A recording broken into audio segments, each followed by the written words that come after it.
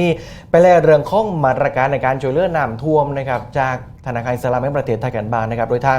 แบงก์เองก็พร้อมเป็นเสาหลักในการฟื้นฟูเศรษฐกิจหาดใหญ่แล้ววิกฤตน้ำท่วมได้ลงพื้นที่รวมเสวนาหาดใหญ่มุสลิมบิสเนสคอนเน็กนะครับชูมาตรการผักหนี้12เดือนและสิ้นเชื้อฟื้นฟูสูงสุด5 ล้านบาทหวังที่จะส่งต่อนักธุรกิจมุสลิมก้าวสู้ปี69ด้วยความเข้มแข็งครับกลุ่มนักธุรกิจมุสลิมหาดใหญ่รวมกับภาคีเครือข่ายกับจัดงานเสวนาหาดใหญ่มุสลิมบิสเนสคอนเน็กเพื่อระดมแนวคิดและแนวทางการเยียวยากลุ่มนักธุรกิจในพื้นที่อำเภอหาดใหญ่จังหวัดสงขลาและจังหวัดใกล้เคียงที่ได้รับความเสียหายจากน้ำท่วมใหญ่ในช่วงปลายเดือนพฤศจิกายนที่ผ่านมานะครับโดยเน้นการสร้างความร่วมมือเพื่อพลิกฟื้นธุรกิจให้กลับมาเข้มแข็งอีกคนโดยมีนายประสานศรีเจริญประธานที่ปรึกษาคณะผู้ทรงคุณวุฒิจุฬาราชมนตรีเป็นประธานในพิธีมีนักธุรกิจมุสลิมในพื้นที่เข้ารวมว่า150 คนนะครับ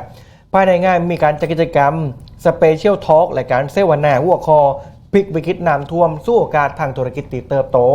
การสร้างโอกาสเติบโตทางธุรกิจด้วยการเงิน5 ล้านและการแลกเปลี่ยนความคิดเห็นหาดใหญ่ไปต่อพลิกวิกฤตสร้างโอกาสทางธุรกิจครับโอกาสนี้นะคะนายธีรายีโกผู้ช่วยกรรมการผู้จัดการธนาคารอิสลามแห่งประเทศไทยหรือว่าแบงก์ค่ะได้รวมแสดงวิสัยทัศน์และย้ำถึงบทบาทของธนาคารในการเป็นกลไกหลักเพื่อ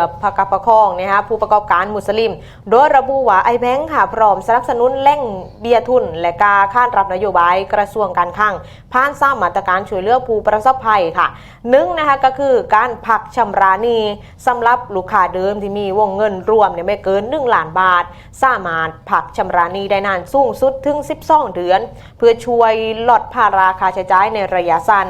2ค่ะวงเงินเพื่อการฟื้นฟูสนับสนุนเงิน